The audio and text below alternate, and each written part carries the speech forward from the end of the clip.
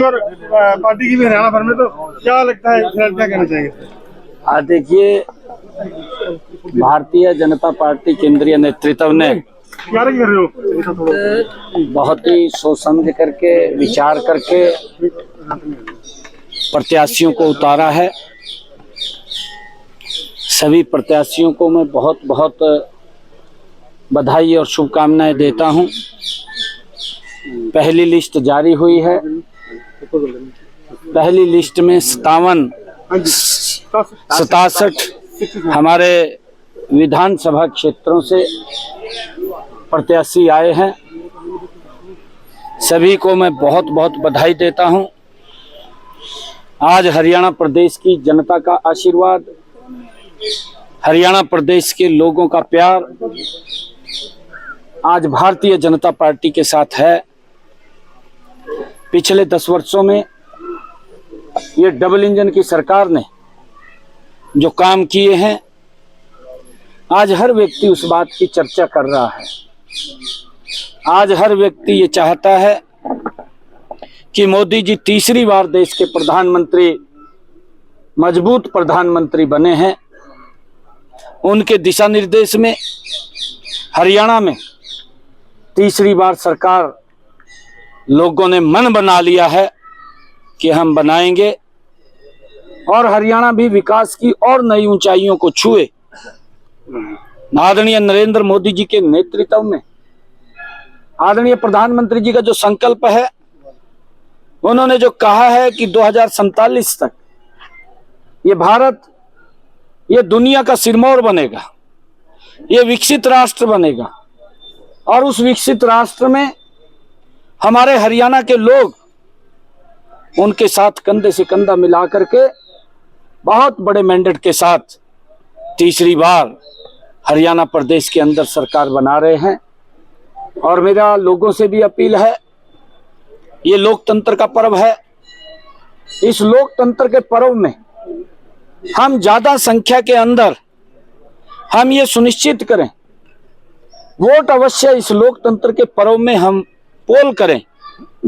इसकी खूबसूरती, लोकतंत्र की इसकी मजबूती, जब हम इस लोकतंत्र के महापर्व में हिस्सा लेंगे। हमारे आदरणीय चुनाव आयोग ने उसकी व्यवस्था ठीक की है और प्रशासन, चुनाव आयोग चुस्त दुरुस्त तरीके से हरियाणा प्रदेश के अंदर उन्होंने चुनाव के लिए योजना, रणनीति बनाई। हम सब भी इस शांति प्रिय ढंग से, प्रेम प्यार से ये चुनाव संपन्न हो, उसके लिए हम सब मिलकर के काम करें। और मैं ये प्रदेशवासियों को कहना चाहता हूं कि इस हरियाणा प्रदेश के विकास में, इस देश के विकास में हम ज़्यादा से ज़्यादा मतदान करें।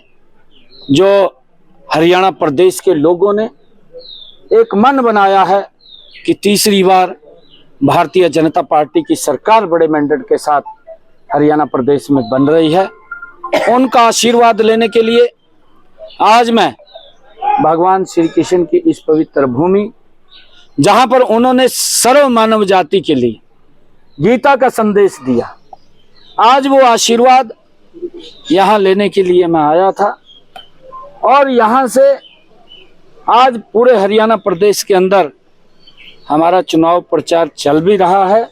इसको और, क्योंकि हमारी लिस्ट 67 लोगों की जारी हुई है, इसको और गति से हम करने का काम करेंगे। जल्दी ही दूसरी लिस्ट भी, उसके ऊपर भी मंथन विचार हो रहा है और जल्दी ही दूसरी लिस्ट भी जारी हो रही है। अगर बात करें, सोची आते ही भारतीय जनता पार्टी में बगावत शुरू हो गई है, इस्तीफे का दौर शुरू हो गया। कर्णदेव कम्बोज ने कहा कि गद्दारों को टिकट दी गई है, इसलिए उन्होंने पार्टी हाईकमान को भी एक पत्र लिखा। देखिए, हम बात कर रहे हैं, हमारे किसी ने पार्टी नहीं छोड़ी भाई, किसी ने पार्टी नहीं, हमारे सीनियर लीडर हैं, हमारे सीनियर लीडर हैं, हमारे सीनियर कार्यकर्ता हैं। होता है कमल का फूल एक जगह जाएगा, वो 2 जगह नहीं जा सकता, क्योंकि एक फूल है लेने वाले कई हैं, देना एक को है। हम समझाएंगे ना, ऐसा नहीं है। हमारे सीनियर लीडर हैं कर्णदेव कंबोज जी, लक्ष्मण नापा जी, हमारे विधायक रहे हैं, ऐसा नहीं मजबूत विधायक है।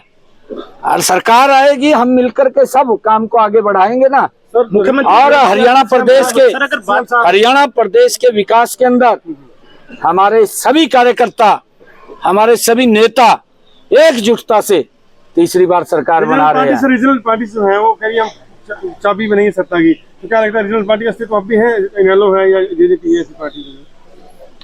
देखिए, हर व्यक्ति अपने अपने तरीके से काम करता है और हर व्यक्ति सरकार के दावे भी करता है। अगर हम कांग्रेस की तरफ देखें, कांग्रेस भ्रष्टाचार में लिप्त है और ऐसी पार्टी से समझौता कर लिया है कि जो उससे बड़ी भ्रष्टाचारी है। ये दोनों अगर भ्रष्टाचार मिल जाते हैं तो प्रदेश का भला कैसे होगा? प्रदेश का भला नहीं हो सकता। तो इस भ्रष्टाचारों के टोले के अंदर ये अपना तो भला कर सकते हैं परंतु प्रदेश का भला नहीं कर सकते। इसका उदाहरण भी है। अगर हम जो झूठ कांग्रेस ने बोला था वो झूठ बोल करके हिमाचल में सत्ता में आ गई, थोड़ी सी वहां की कहानी भी दिखाई दी लोगों ने। भाई ये हाल तो क्या बता देगा, अभी तो लंबा समय नहीं होया है, थोड़ा सा बताई दियो, बताना आपका फर्ज है।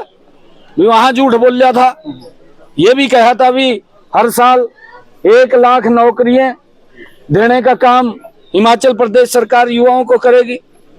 आज तक वहां पर वो मुख्यमंत्री भी मुकर गया बेचारा, और हमने तो कोई ऐसा वायदा नहीं करा था।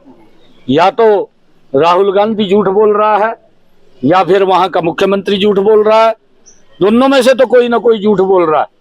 परंतु हरियाणा प्रदेश के लोगों से मैं ये कहना चाहता हूं, किसी के सजाबाग में आने की जरूरत नहीं है।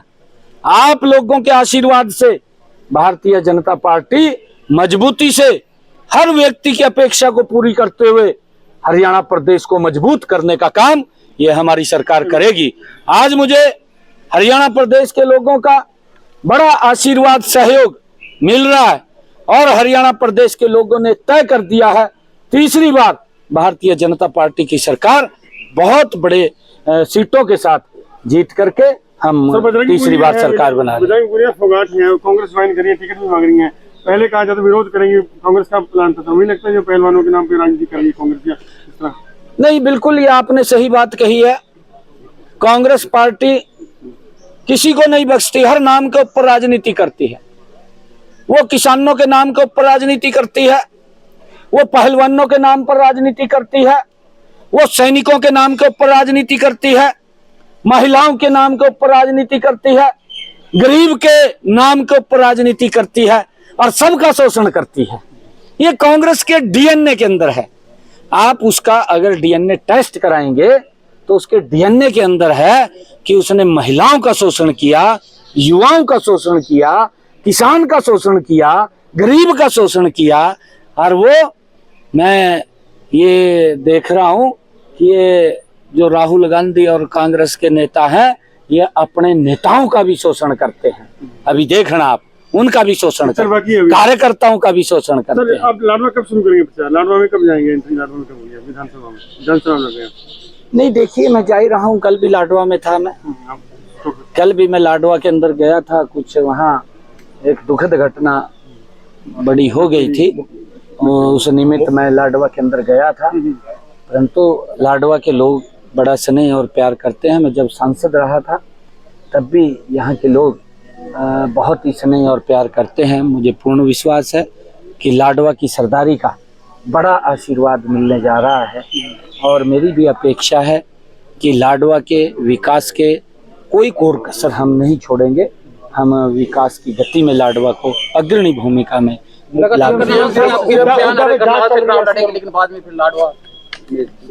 नहीं, मैं सारी जगह से चुनाव लड़ रहा हूँ। मैं करनाल से भी कमल के फूल पे चुनाव लड़ रहा हूँ, मैं थानेसर से भी कमल के फूल पे चुनाव लड़ रहा हूँ, मैं 90 की 90 विधानसभाओं के ऊपर कमल के फूल के ऊपर चुनाव लड़ रहा हूँ। मैं ये हरियाणा प्रदेश की जागरूक जनता सम्मानित जनता, जिनका इतना बड़ा आशीर्वाद मिल रहा है। आज आपका भाई बेटा आपसे एक बात कह रहा है कि किसी प्रकार की कोई चिंता की आवश्यकता नहीं है। 90 के 90 कमल के फूल के ऊपर आदरणीय नरेंद्र मोदी जी और आपका बेटा ही चुनाव लड़ रहा है, आपका भाई ही चुनाव लड़ रहा है। आप मजबूती से जिताने का काम करेंगे। आगे की जिम्मेवारी ये डबल इंजन सरकार की है।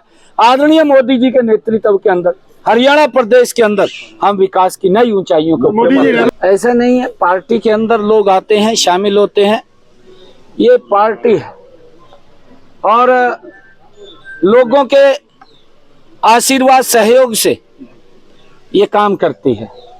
आज आप देख रहे हैं, अगर 10 वर्षों के कार्यकाल का कांग्रेस के और हमारे का अंतर देखेंगे, जमीन आसमान का अंतर नजर आएगा।